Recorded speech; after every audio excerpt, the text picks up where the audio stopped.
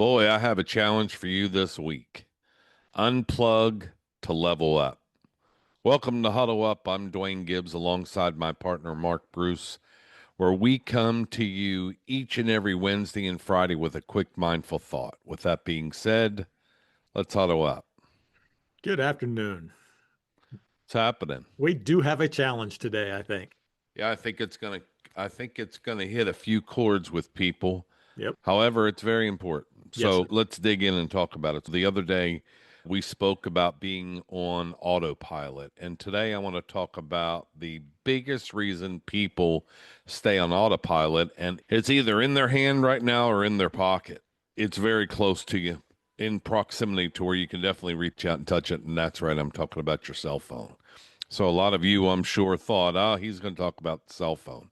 And that's it. So the average American spends over 5 hours a day on their phone, and that's in non-productive time. It's a lot of time to where I'm not talking about taking a phone call, talking, texting for work, texting. I'm talking about non-productive time, and to where you're scrolling the internet or it's non-productive time. And there was a study by Georgetown University, and they found out that when people cut their screen time in half for in 2 weeks' time, the mental health improves, and that's in line, that pairs with cognitive behavior therapy. And it's a problem.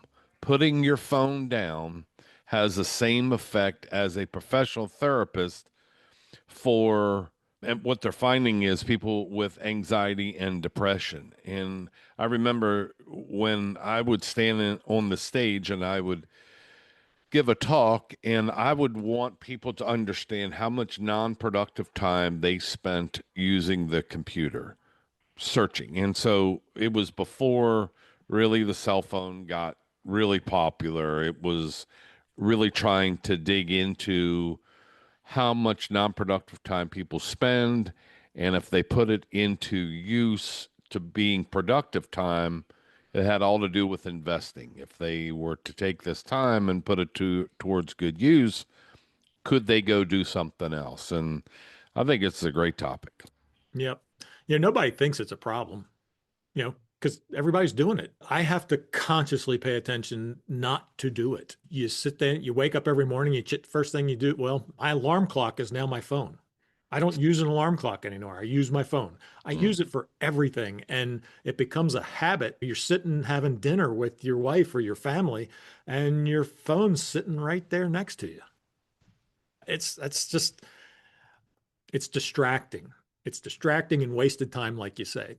But the reality is that every notification, every scroll, every like that happens, it's a hit of dopamine and it feels good. And it's your brain starts to crave those little micro hits of dopamine all day long.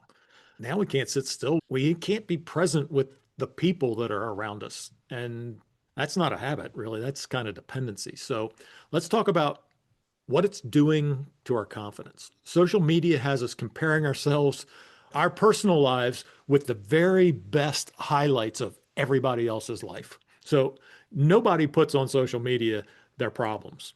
Nobody, almost nobody does that. Everything's, hey, I had a great dinner. I was out dancing with my family. We're not talking about throwing your phone away to get rid of this, though. We just want you to be conscious of it. Be intentional with your use of your phone. The phone was supposed to serve us, but somewhere along the line, it seems like we almost serve it now.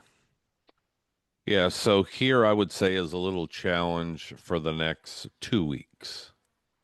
Do what we call 30-30 challenge. So no phone for 30 minutes after you wake up, and no phone 30 minutes before you go to bed. And I have really tried to start doing this myself, especially in the morning. I definitely hit that goal. Going to bed, I try and look at emails and what I did miss on response to people, messenger or whatever it is. So that I need to work a little bit better on, but getting up in the morning, definitely I don't touch my phone. And so the challenge would be to do that 30-30. And here are two important windows for your mind. The morning sets your tone to where you're not having it, and at nighttime, it resets your rest. And right now, most of us are heading in a direction to where we're not doing that. We're not resting enough. And so replace that with prayer, replace it with maybe some physical activity of stretching, journaling, silence, and just maybe looking over what your next day to dos are if you write those down. If you have to use your phone and they're in your phone and have to look at it, maybe push that off. But I would challenge you to start doing that and see what kind of effect it'll have for you in the next 2 weeks. Yep. I bet you that it'll feel totally weird at first, but there will be a change. You will have to pay attention and do it purposefully.